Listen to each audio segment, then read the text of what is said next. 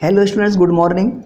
जैसा कि मैंने आप लोगों को अपने पिछले वीडियोस में 2019 के यूपी डीएलएड के थर्ड सेमेस्टर के छात्रों के प्रमोट करने की क्या स्ट्रेटजीज़ है, क्या उनके बारे में सरकार के क्या शासनादेश जारी हुए हैं, उसके संबंध में मैंने आप लोगों को अपना एक वीडियो बना करके भेजा था। आप लोगों को उस पर एक वीडियो बनाया था जिसमें मैंने एक एग्जाम्पल के थ्रू आप लोगों को समझाने का प्रयास किया था कि किस तरह से औसत अंक के आधार पर कोई छात्र थर्ड सेमेस्टर से फोर्थ सेमेस्टर में पास आउट हो जाएगा। तो मेरे पास काफ़ी बच्चों के कमेंट आ रहे थे कि सर थर्ड सेमेस्टर के छात्रों के लिए क्या सरकार का नया दिशा निर्देश आया है, क्या प्रस्ताव भेजा गया है।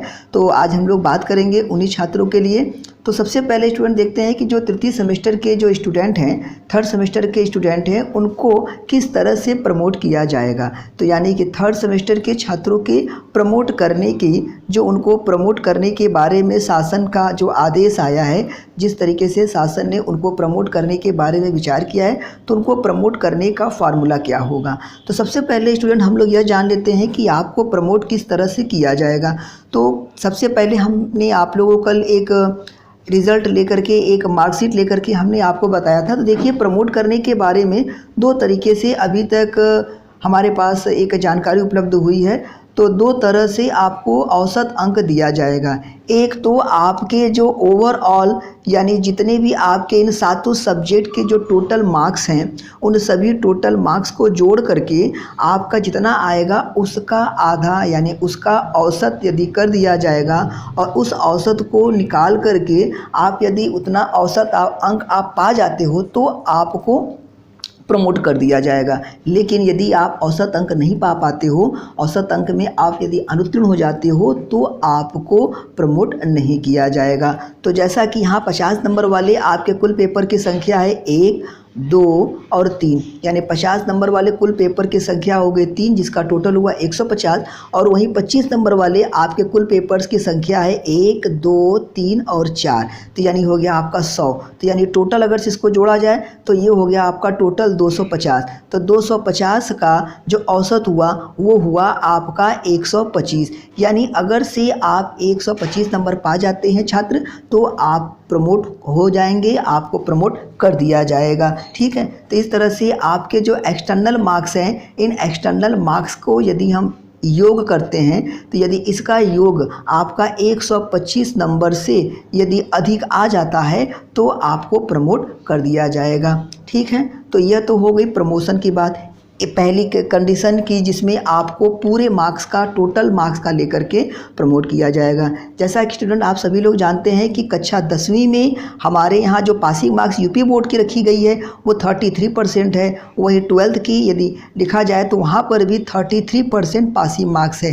लेकिन डीएलएड में यह पासिंग मार्क्स जो है ये रखा गया है आपका 50%। यानी यहाँ पर आप देख सकते हैं कि 50 नंबर वाले पेपर्स में ये मैक्सिमम मार्क्स है, जबकि इसका पासिंग मार्क्स निर्धारित किया गया है 25। यानी इसका अगर से हम परसेंटेज निकालें तो ये हो गया आपका 50। यानी कि आपको अगर से 100 में से 50 नंबर यानी कि 50% पाते हैं तो आप उसमें प्रमोट हो जाएंगे, यानी आप उसमें पास हो जाएंगे। तो हम लोग बात करते हैं यहाँ पर कि थर्ड सेमेस्टर वालों स्टूडेंट का, जो थर्ड सेमेस्टर के बच्चे हैं उनके लिए क्या होगा। तो थर्ड सेमेस्टर वाले स्टूडेंट के लिए मित्र आपके पास 3 ऑप्शंस हो सकते हैं। यदि आप पूरे विषयों में फेल हैं तो आपका यह जो है ईयर बैक होगा, यानी आपको प्रमोट नहीं किया जाएगा। ठीक है। तो अगर से यदि आपका 2 विषयों में बैक है, 2 विषयों में अगर से कोई छात्र फेल है, ठीक है, तो 2 विषयों में उसके औसत अंक के आधार पर देखा जाएगा कि यानी यदि वह औसत अंकों के आधार पर, जो सरकार ने अपनी एक मानक बनाई है औसत अंक का, यदि आप उस औसत अंक के आधार पर आप सफल हो जाते हो, उसमें आप औसत अंक के जो क्राइटेरिया है, जो दायरा है, आप अगर पार कर जाते हो तो आपको प्रमोट कर दिया जाएगा। और एक दिशा ये है कि यदि आपका किसी एक विषय में, तो एक विषय में बैक होने वाले जो छात्र हैं उनको तो घबराने की, परेशान होने की बिल्कुल भी आवश्यकता नहीं है। पीएनपी के द्वारा एक आज रविवार हो जाने की वजह से कोई अभी अपडेट नहीं आ पाई है, लेकिन ये एक विषय में जो छात्र बैक उनका आया है उनको घबराने की बिल्कुल भी आवश्यकता नहीं है। यदि उस छात्र को, यदि टोटल में से भी, यानी कि यदि कुल 250 का आधा यानी कि जो है हुआ आपका 125। यदि औसत के रूप में 125 या यदि व्यक्तिगत रूप से प्रत्येक सब्जेक्ट का अगर से औसत निकाला जाए तो भी यदि आपका 12 जो कि आधा हुआ 50% का 12.5 नंबर, लेकिन यदि आप 12 नंबर भी पा जाते हैं छात्र तो आप प्रमोट हो जाएंगे। तो यानी कहने का यह मतलब है कि तृतीय सेमेस्टर के छात्रों के लिए यह एक बहुत बड़ी राहत की बात है कि थर्ड सेमेस्टर वाले छात्रों को अब फोर्थ सेमेस्टर में प्रमोट कर दिया जाएगा। अब उनको थर्ड सेमेस्टर में किस आधार पर नंबर दिया जाएगा, तो यह नंबर देने का जो आधार है वह आपके प्रथम सेमेस्टर और द्वितीय सेमेस्टर के टोटल नंबर के औसत के आधार पर आपको थर्ड सेमेस्टर में नंबर दिया जाएगा। और जिन विषय में आपका एक विषय में यदि आपका बैक लगा है तो बस सिर्फ और सिर्फ आपको उसी बैक पेपर की ही परीक्षा देनी होगी, पूरे विषयों की परीक्षा आपको नहीं देनी होगी। तो तृतीय सेमेस्टर के जो छात्र हैं उनको घबराने की, परेशान होने की बिल्कुल भी आवश्यकता नहीं है मित्रों। आप लोगों को थर्ड सेमेस्टर से प्रमोट करके फोर्थ सेमेस्टर में कर दिया गया है। और रहा उन छात्रों के लिए जिनका किसी एक विषय में या दो विषयों में बैक है, यदि वो औसत अंकों के आधार पर उत्तीर्ण हो जाते हैं तो उन्हें पूरे सेमेस्टर की परीक्षा नहीं देनी है, उन्हें सिर्फ और सिर्फ उन्हीं विषयों की परीक्षा देनी है जिनकी उनके बैक आए हैं। तो यह अभी तक के लिए यहाँ तक पीएनपी के द्वारा, पीएनपी के जो विशिष्ट सूचना है वहाँ से मुझे जानकारी मिली है।